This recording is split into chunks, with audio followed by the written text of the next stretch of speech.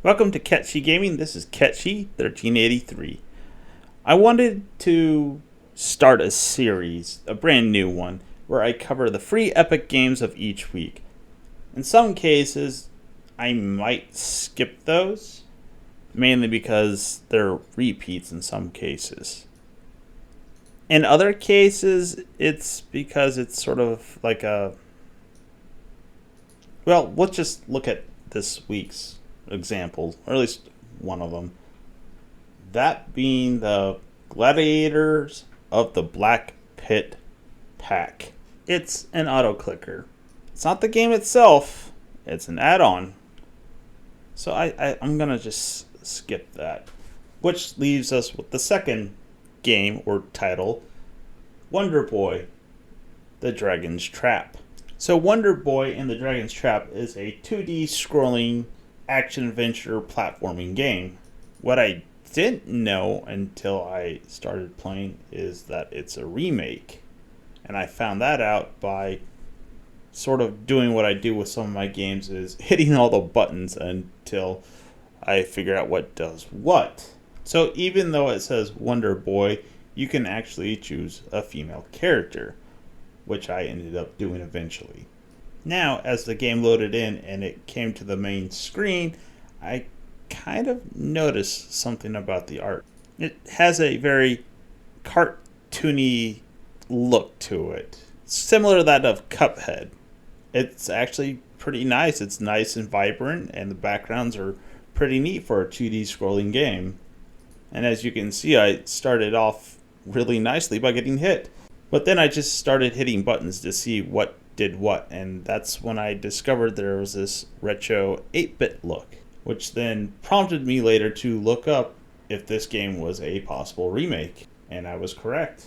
This is a remake of Wonder Boy 3, The Dragon's Trap, which was originally released on the Master System, published by Sega, and developed by Westone Bit Entertainment. Although it has a nice cartoonish visuals that are, or at least updated cartoonish visuals, it still has that distinct 8-bit 1980s, 1990s side-scrolling feel to it. It's a feeling that you only get from games from the 1980s and the 1990s, particularly side-scrollers. But I was immediately also reminded of the Legend of Zelda series due to the hearts and the sword and the shield, which I'm guessing heavily influenced this game. And I also found out while messing around that you can go to different areas by falling into pits and other things like that, which was actually kind of a neat surprise because I thought I was going to die. Now, I will say the sword feels a little on the stubby side, not reaching as far as I think it should or would in some cases. So when I came to the very first boss, Mecha Dragon, I sort of discovered something about the game mechanics that I kind of found really obnoxious.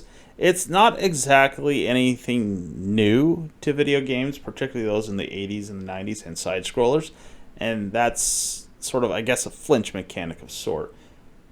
But in this case, it causes you to fly backwards, which there's no shortage of games that got you killed on multiple occasions.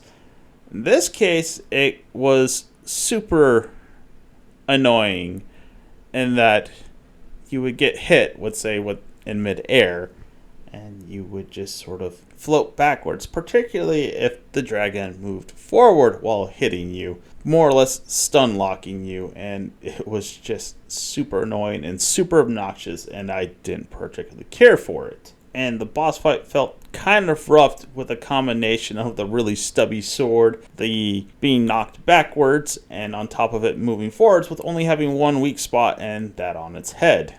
So after beating the Mecha Dragon, you get touched by I guess its spirit, and you're cursed, and you turn it into a lizard man. And based on the start screen, it's not the only form that you will have or get in the game. Unfortunately, that's the only one I got to. So the dragon shoots flame out of its mouth, and it has a very short range. And I think there's ways to increase it. I'm not entirely sure. But there are items that drop, and they don't start dropping until you turn into the Dragon Man. So eventually you get out of a castle and get into a village. That is literally called the village. And right away I found out that it has a similar mechanic that I discovered in the castle, and that you can drop down to different areas and go to different parts of, I guess, the world. It sort of makes it, I guess, a Metroidvania in some sense. And I'm guessing you need to unlock abilities or different forms in order to get around. And one particular thing that the enemies started to drop were coins. Now, after I got through a certain part of the beach and I found a key, I eventually did manage to get killed. From here, it goes into, I guess, a chance in which you can retain all of your items if you land on one of the red hearts. I died 3 times before I stopped playing, and one of the times I did manage to land on one of the red hearts, so I kept all the items in my inventory, which you can see in the top right corner. I then decided to explore the village a little bit more and found another heart piece eventually. But not before I found the desert. In which case, when I was exploring it, I came across some frogs. And the frogs one-shotted me. I was like, whoa, that was a huge step up in difficulty right there. So after dying again, I started to explore the village, and I found a weapons shop, which I then bought a sword, armor, and a shield. I really didn't see that much of a difference. I also went back to the beach to try and do some more exploring, and I really didn't find all that much. That's when I returned to the desert again and tried my luck. I got further than I did the last time, but not much further. So I came across what I guess are supposed to be genies, or they remind me of them very much. And they did a massive amount of damage, and I'm quite reminded of another huge hike in the difficulty spike due to the amount of damage they can do. And I ran into a green version that does even more damage. And eventually I did die again. And that's when I sort of lost interest. Not only am I not really sure where I'm going or what I'm doing, there's just a huge difficulty spike, and on top of that, I kind of will have to admit I got off of a 10-hour shift where I've been up since midnight, and I have to go back to work the next morning at midnight. And that's when I stopped playing. Is the game worth it? I mean, it's free, so go ahead, download it, and give it a try. See what you like. But it definitely has that sort of 80s, 90s side-scrolling feel to it. And one of the things I thought later to myself while I was getting ready to go to bed was, you know what, I kind of wish I could stab up, stab down, and other things like in The Legend of Zelda 2. And I was like, holy cow, The Legend of Zelda 2 is better than this game. Don't get me wrong, the art style in this game is pretty good, but overall it's very clumsy and kind of on the clunky side.